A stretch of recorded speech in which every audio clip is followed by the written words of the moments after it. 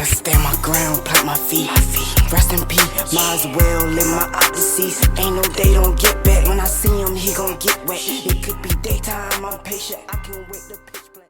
What's going on, y'all? You know, I'm laying down right now because I pulled the muscle in my back. I'm getting old for real. But anyway, news just broke that Kelsey's bodyguard. This is pertaining to the situation with Tory Lanez versus MegTheeStallion, right? So it said that Kelsey's bodyguard, he's saying that Kelsey is the one who really shot Meg. Now, I'm trying to figure out, why is this coming out now? I don't know. I don't know how long Tory been in there. I feel like he been in there for a little minute now. But yeah, like he been in there for a little while now.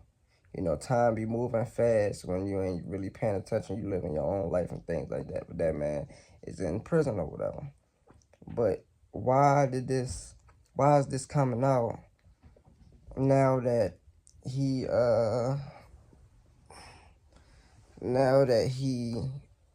done got stabbed up? The man got stabbed up. Why is this coming out now? Not long ago, Unite the People was approached by a gentleman named Bradley James. Mr. James informed us he was working as the bodyguard and driver for Miss Kelsey Harris during Mr. Peterson's trial. As such, he was in close proximity and he had privy to conversations she was having with her husband and others. Mr. James informed us he was not under a non-disclosure agreement or a confidentiality agreement and was free to speak with Unite the People, and that he was doing it because his conscience would not let him not speak and leave a man in prison for something he did not do. Mr. James informed Unite the People that he was witness to the conversation Miss Harris had, where she stated she had the gun, she fired it 3 times, Mr. Peterson grabbed her arm and knocked it down, and the gun fired 2 more times.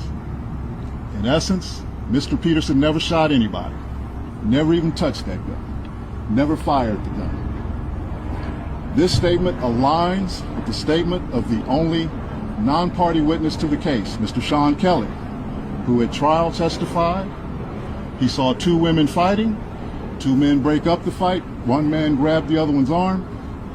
Gunshots came from the passenger side. Shout out Big Mouth Media too.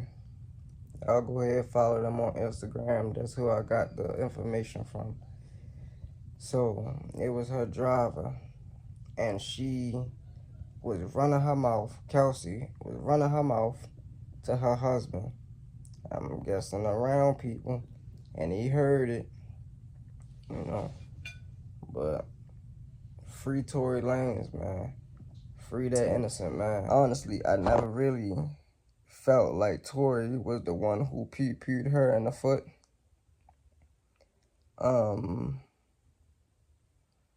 It just don't make too much sense to me. Kelsey, I don't know, bro. Tell me what y'all think about that, because yeah, I never thought it was, Tory. And if I'm not mistaken, I believe they did say that Tory Lanez, did they say that he had gunpowder on him? Or it was Kelsey? Because I could have sworn Kelsey had gunpowder on her. I don't know. I just feel like that whole situation with him and MegTheeStallion was very much forced. I feel like it was forced. I feel like that interview that she had was forced. Everybody was drunk, including her. When people be getting drunk, they get to saying anything. Get the feeling like this happened and that happened the whole time. It never even happened. You don't know who did what. But I just never felt like that man pewed her in her foot and said, "Itch, dance, itch." Pow.